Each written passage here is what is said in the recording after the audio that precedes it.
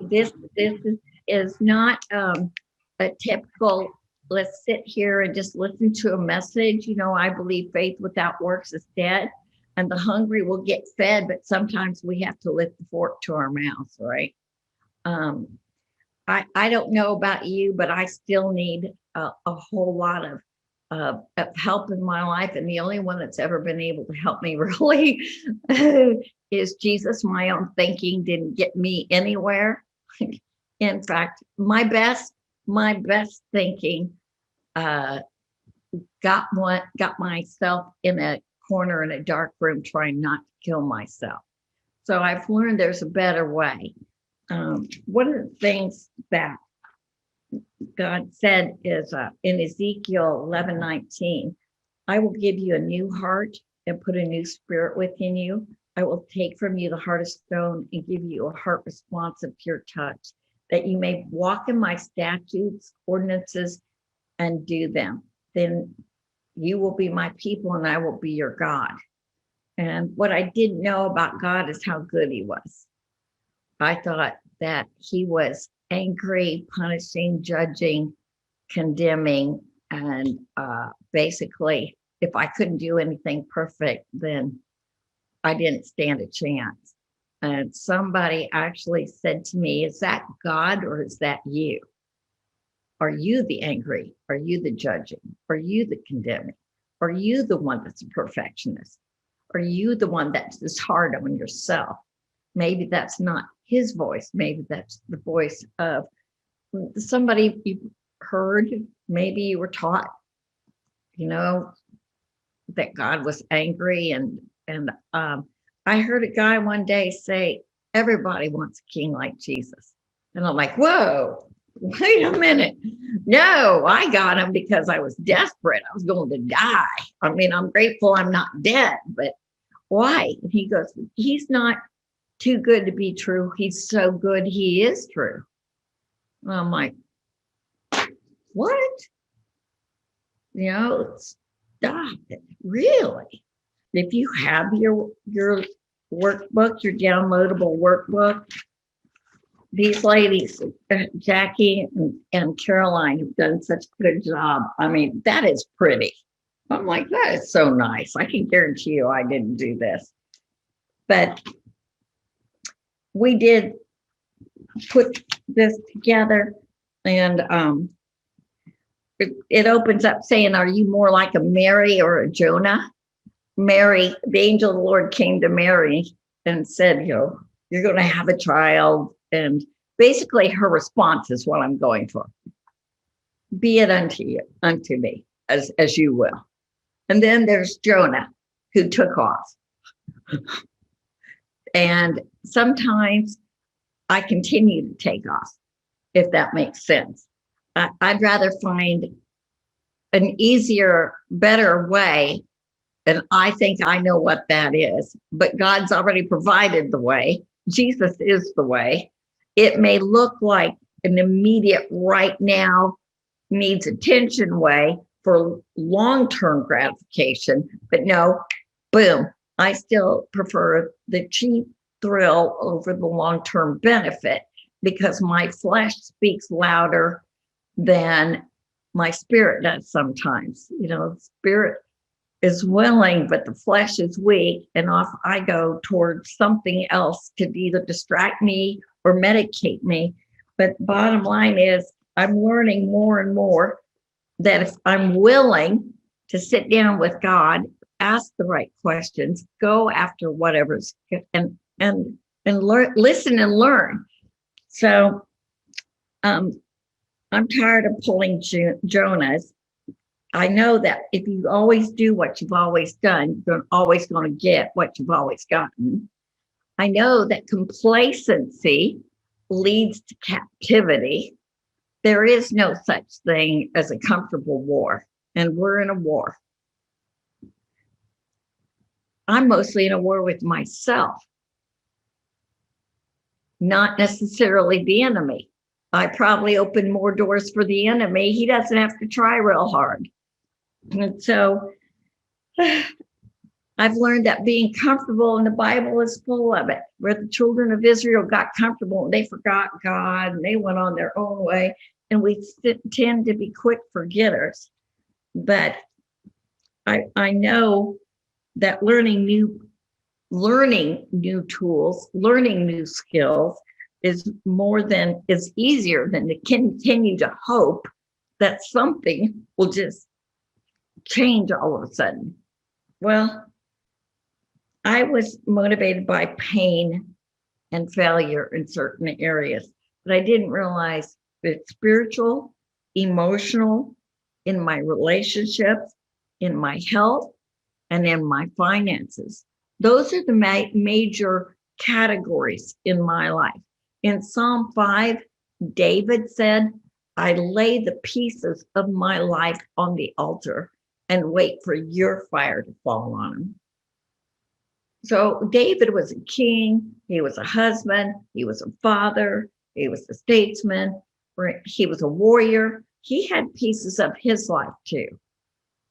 And so I encourage you to think of your life as like a vehicle, and maybe these different components of your life, like the wheels on a vehicle.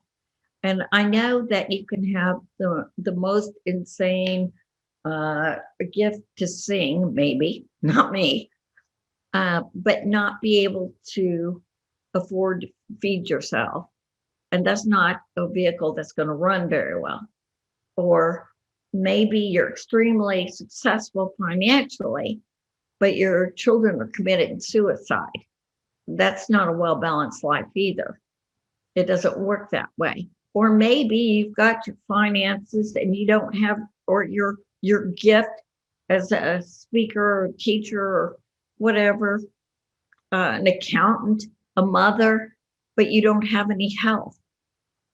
So you get the point, right? So I want to know a well-balanced life, because the life of extremes is not healthy. So there are action steps for willingness. And I've got over here on a whiteboard, I wish I had it hung up, that desperation does not have to be your motivator. Wisdom and hunger for more of God's goodness can be your motivator. You can be compelled by love too. And I think the reason I don't go there sometimes is because my family didn't do it that way. So I think I have to take the rein in my own hands and be self-sufficient. But that scripture about the new, I will put in you a new heart. Actually, in the Message Bible, it says, you will give me a new heart. You will give me a new spirit. You'll remove the stony heart from my body and replace it with a heart that's God-willed, not self-willed. So you'll put your spirit in me and make it possible for me to do what you tell me and live by your commands. And I'll once again live in the land you gave my ancestors. I am your people, and you are my God of more than enough. I'm like, yeah, more than enough. So there's some things for you to think about in number 2 and number 3. Like, I encourage you in one of the emails to download the Webster Dictionary app, because it's free. And I look up a lot of words in the dictionary app. You would think that we just assume sometimes that we understand the meaning of all the words that we use. But sometimes when we look at the bottom of the app, of the dictionary, it'll give us at the very bottom the Latin root or the Greek root of the word, and it just brings so much understanding. I think I have time to share this. I was noticing that my mother and father both have a form of dementia. My father's is vascular, and my mother's is, the doctor said her brain is atrophied. And I'm going, shoot, I'm looking at my future. God, I have the mind of Christ. I refuse to have an atrophied brain. What am I doing, or what can I do that would make it so I wouldn't have those moments where I know I was going to do something? What was I going to do? Who was that I was talking to yesterday? I was getting too many of those lapse moments. You know, to have them here and there is normal, but I was noticing a pattern that I didn't like, and it was actually starting to concern me. When I got into the church, back into the church about 9-10 years ago, there were quite a few elderly people in my church, and I noticed how sharp their minds were. And that kind of blew me away, because the people I knew that I was hanging out with in the world that were their ages, like in their 80s, they were complaining about their terrible memory, or I heard about early onset Alzheimer's and dementia, how it's getting into people even in their 30s. And I'm going, oh God, you know, we got to nip this in the bud. Where's this coming from? So I want you to hear that, because I was thinking, I'm willing to learn where this is coming from, God.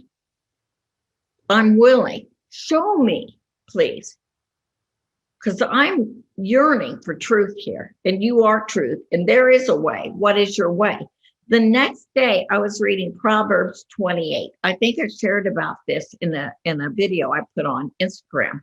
And Proverbs 28:1 says, the guilty run when nobody's pursuing them. But another translation, Passion, says, the guilty run when no one's pursuing them because they're paranoid. And I'm like, paranoid? So I looked up the word paranoid in my dictionary app. I mean, I know what it means. You've heard the word. And so I've noticed that there's certain people in my family that are incredibly suspicious. You know, you could say, do you want to go to lunch? And they're like, why? I'm like, because I'm hungry. You know, why? Okay. So I was reading, characterized by suspicion, behaving in a paranoid manner with accusations. And I'm going, huh? And so I looked at the root word. Oh my gosh. What? Maybe it was paranoia. I looked up the root of the word in my dictionary, and it said, from Greek, madness, from paranos, demented. And I'm like, demented? So I looked up demented. Well, that's where dementia comes from, right? And so the Proverb 28 said the guilty get paranoid. Oh, God's been dealing with me about asking some people, in particular in my family, to forgive me for negative words I've spoken to them, around them, or about them for a couple of days, you know? And I'm going, interesting. So I've been feeling guilt because of unconfessed sin. Well, maybe that's why God wants us to confess our sin, that we may be healed, as it says in James. So are you seeing? So that's exactly what I'm doing. I am repenting for negative words, for negative comments I've made around people, to those closest to me. You following me? And got the answer to my prayer because I was willing to ask God for help, and I was willing to do something about it. Right? Does that make sense?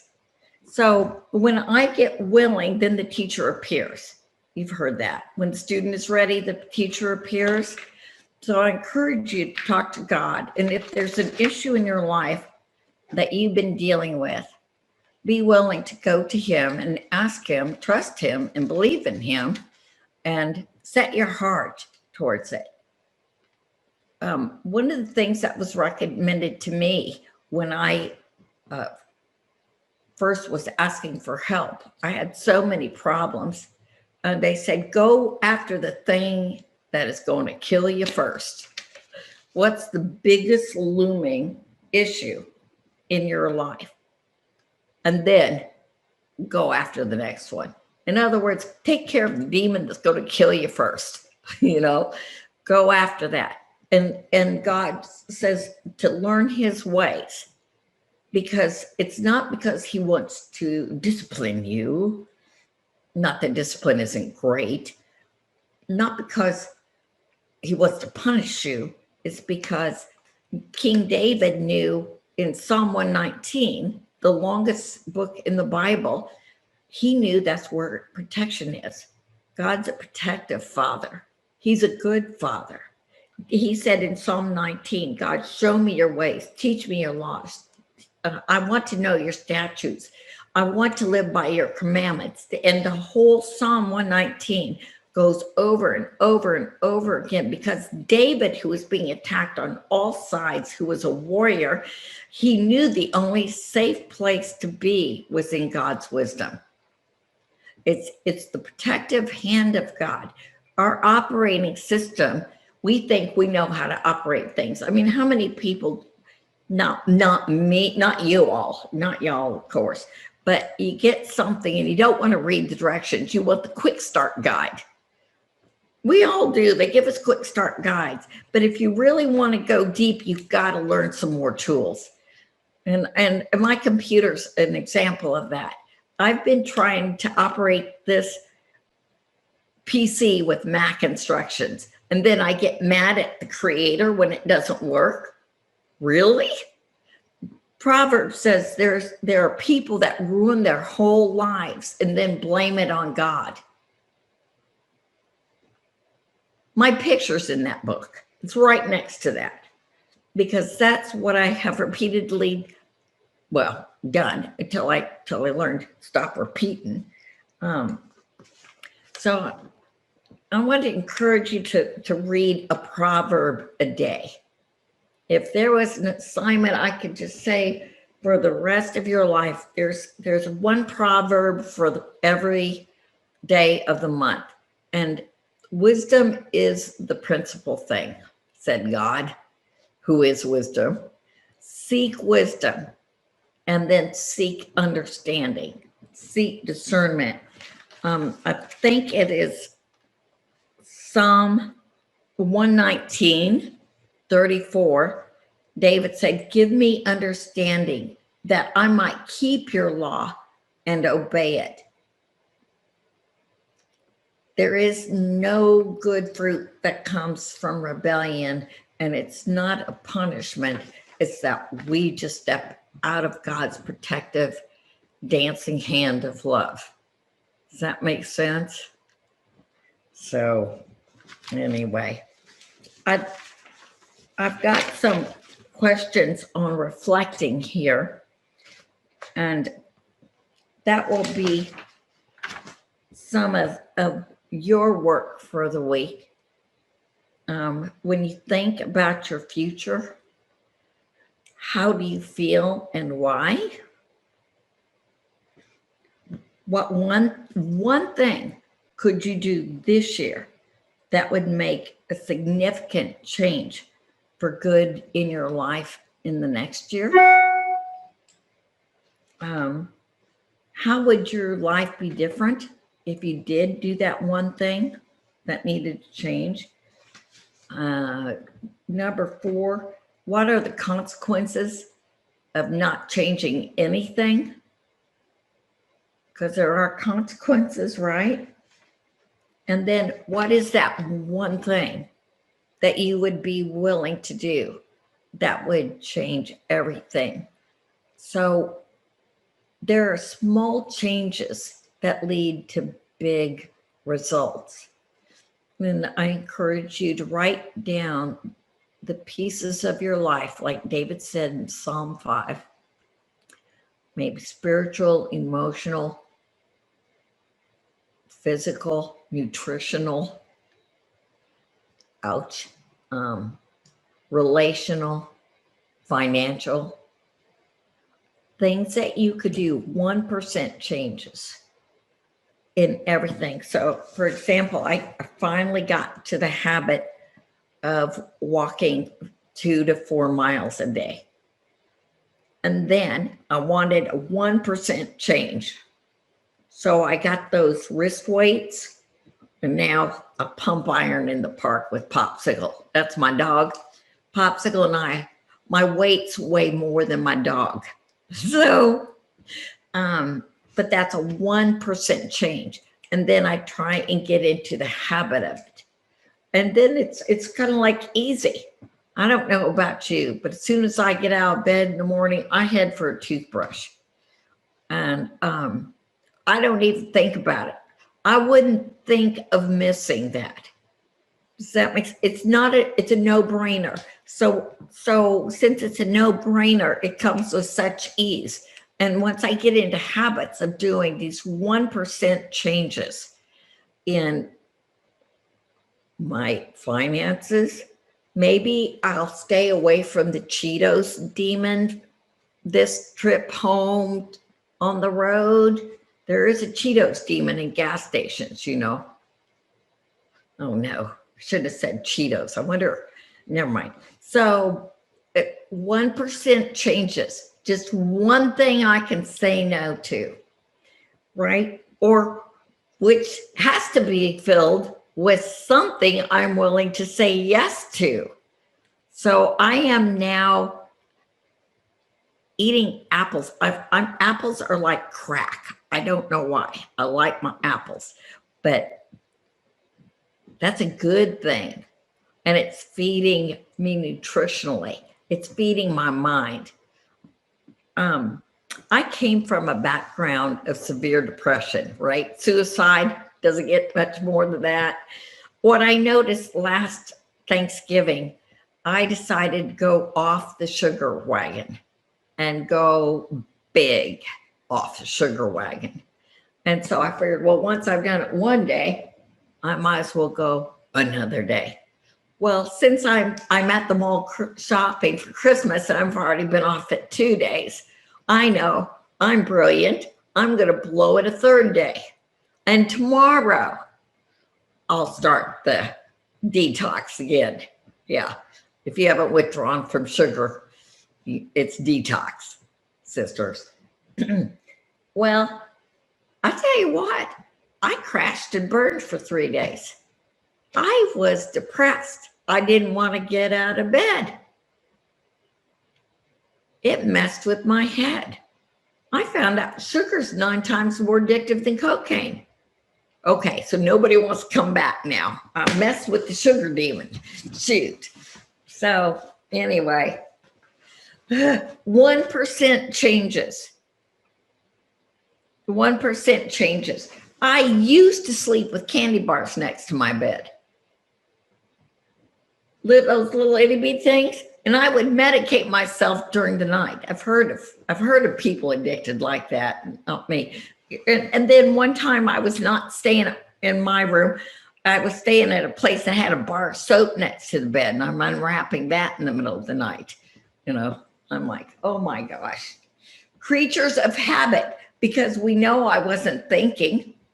I was just doing it, oblivious to what I was doing. And I'm tired of living in oblivion. I want to live in awareness today.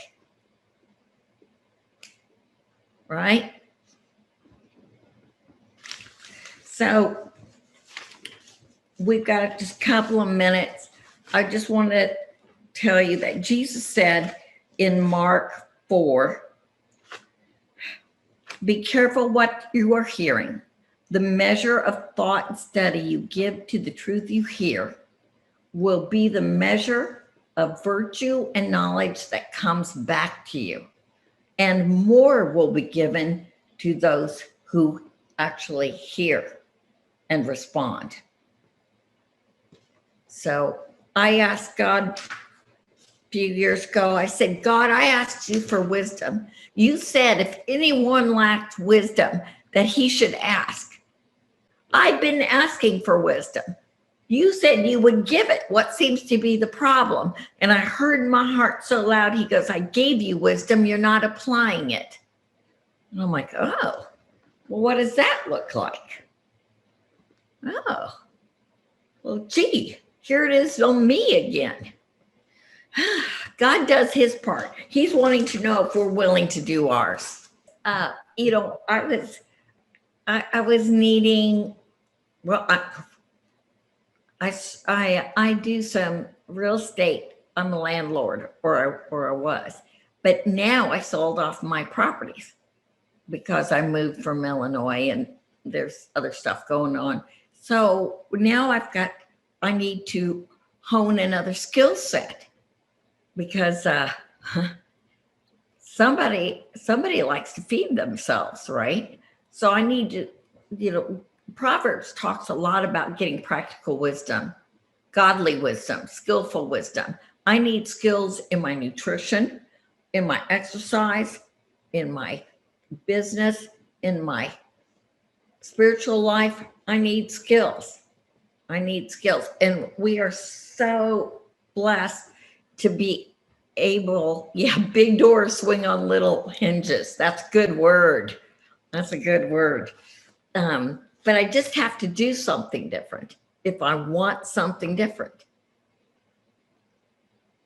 Garbage in, garbage out. Let me pray real quick for you guys.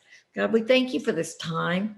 We thank you for these amazing daughters that have shown up and have the courage to be real, honest, hungry, seeking, desiring more of you in your ways. So God, we thank you for your peace and for the answers, because you are the way. You cannot fail. You never have, and you won't start now. So I bless them with wisdom and revelation as they go. And may they have great understanding, revelation, and new tools by the end of this, and then momentum to keep running in Jesus' name.